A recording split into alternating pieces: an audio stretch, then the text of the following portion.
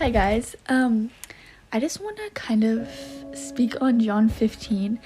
I read John 15 and it was just so powerful, and there was just so much in John 15 and even in John in general. If you're looking for somewhere to start in the Bible, I recommend John. There's just so much in John.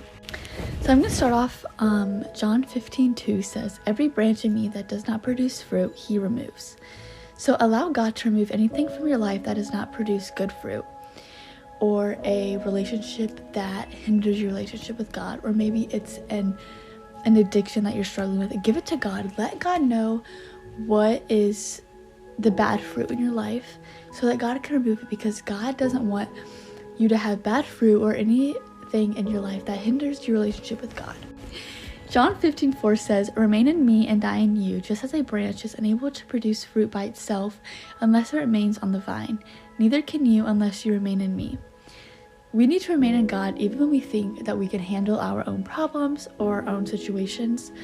And when we think we can do it by ourselves, because honestly, we can't. We can't do it by ourselves. We can't do it without God's help. And we only produce good fruit if it's from God, and if we're in a relationship with God, and if it comes from God. One of my favorites is John 15:16.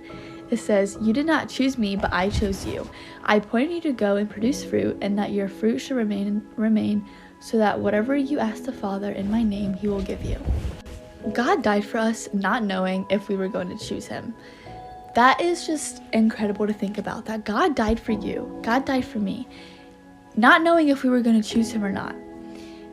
He chose us to go and spread the love of God and to make his name known, and produce good fruit.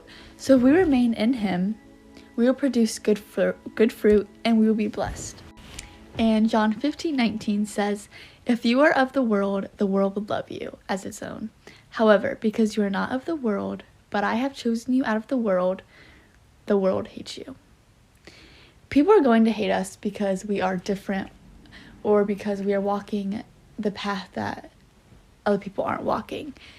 They're going to hate us for it. But Jesus told us that we're going to have trials. But God is with us through those trials, and he will get us out of those hard times. We have to have hope. Have hope for the future. Hope is so important to have.